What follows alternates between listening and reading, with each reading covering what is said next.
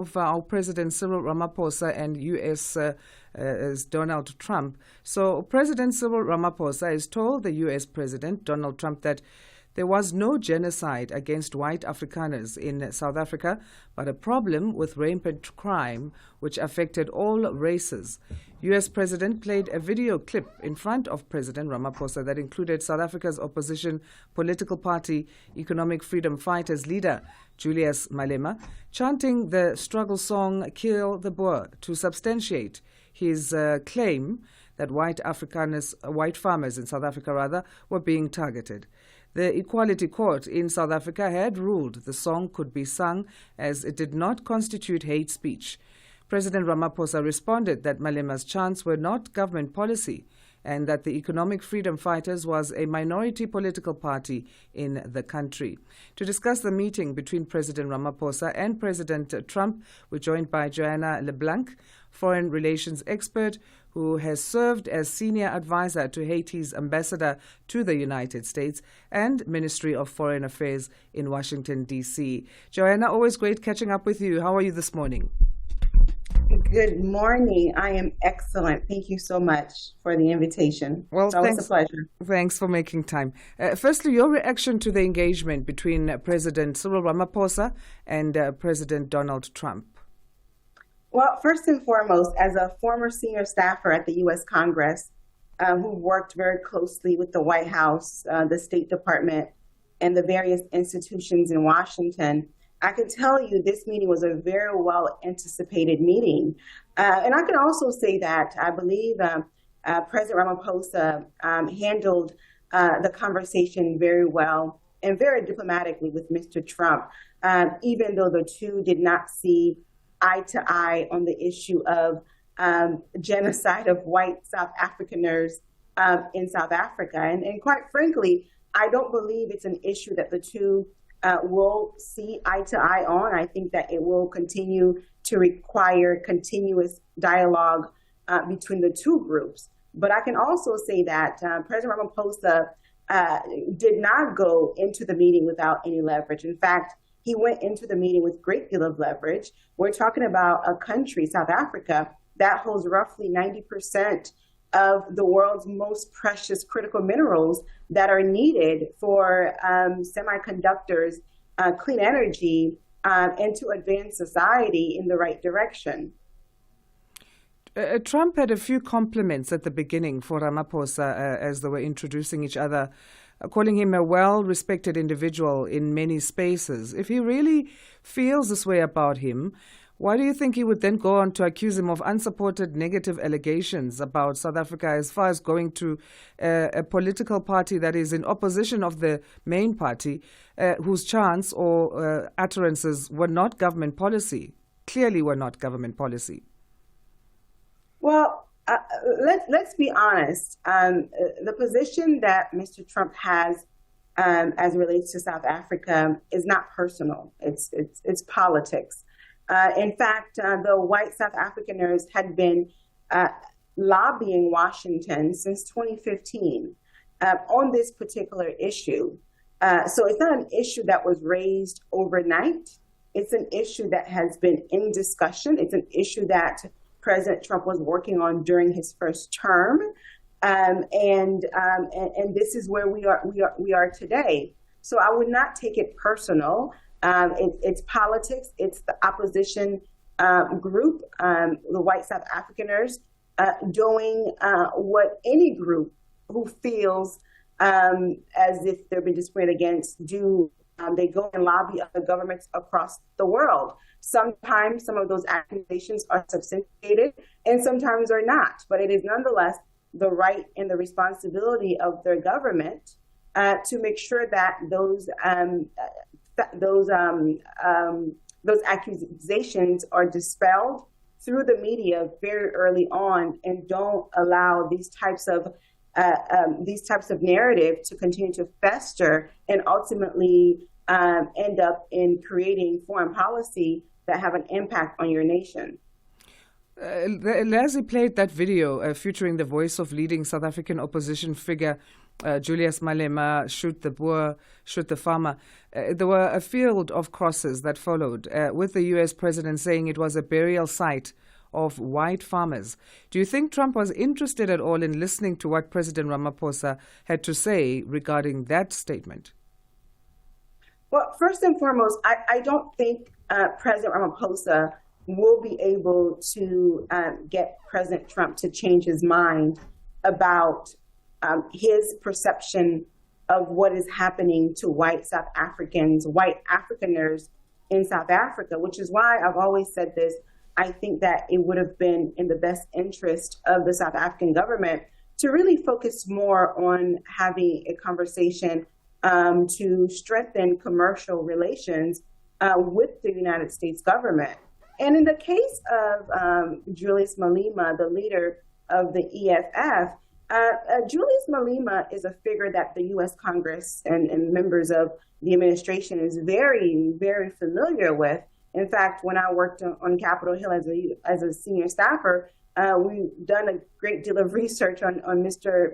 Malema. And at any given moment, sanctions will be imposed on Mr. Malema. I know that there was legislation introduced recently, trying to identify who from the ANC and other members within the South African society that should be sanctioned. And certainly Malema's name has come up in conversations because of some of his chants and some of his antics as it relates to white South Afrikaners in South Africa.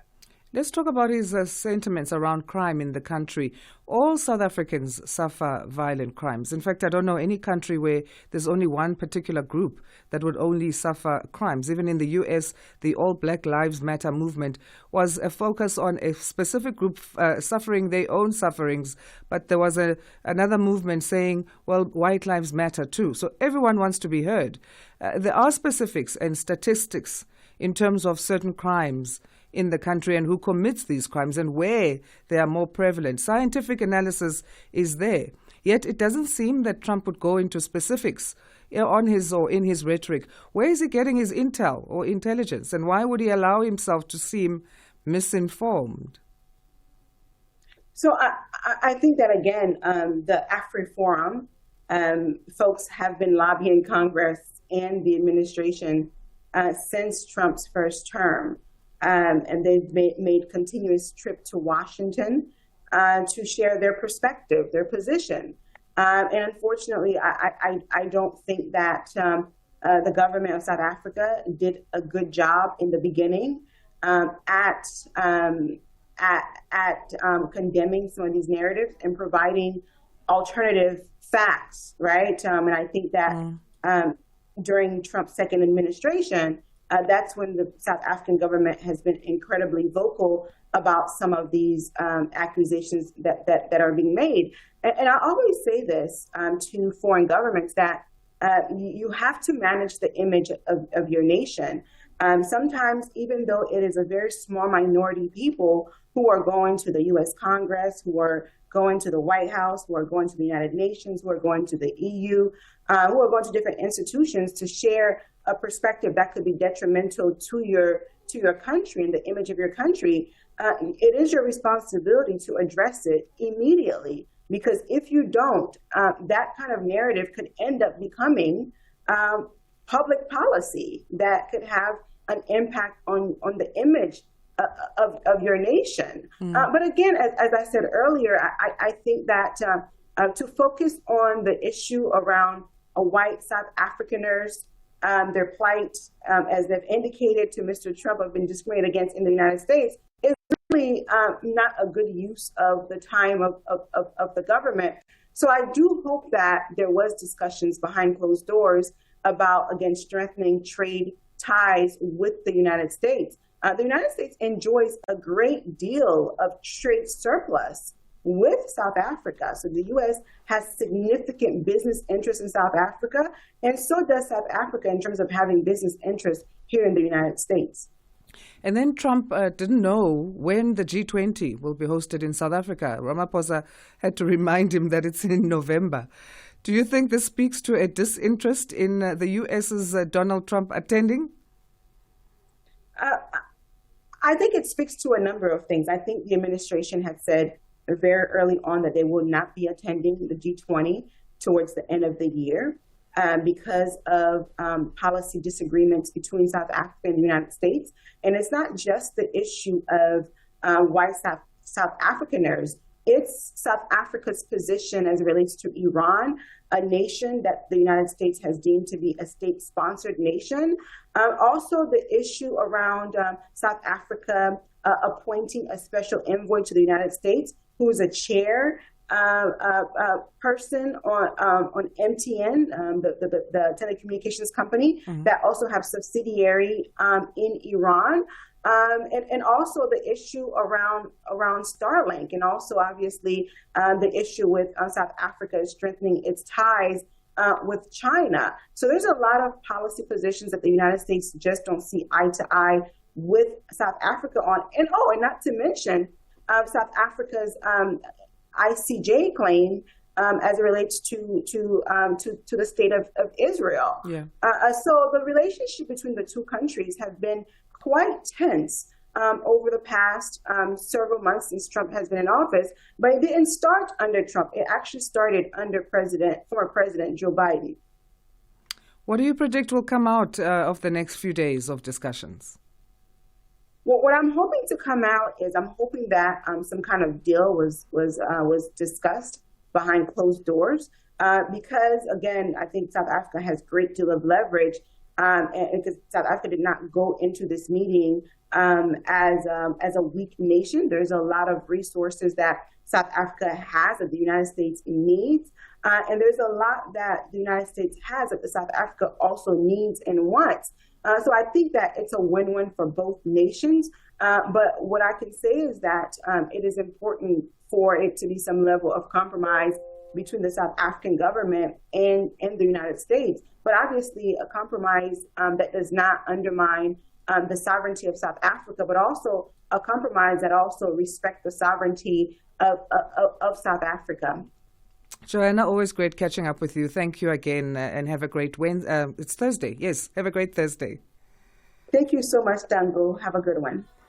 Thanks. Johanna Leblanc, a foreign relations expert who has served as senior advisor to Haiti's ambassador to the United States and Ministry of Foreign Affairs in Washington, D.C. It's 7 o'clock Central African time. Good morning. If you've just joined us, welcome to Africa Rise and Shine. My name is Asanda Beda as we enter the second hour of the show with you until 9 this morning. Thank you for tuning in to DSTV 802. OpenView 628 or www.channelafrica.co.za or via live streaming. Let's say good morning for our news bulletin. Here's Onele Nzinzi, and following her will be Musibudi Makura with our sports headlines.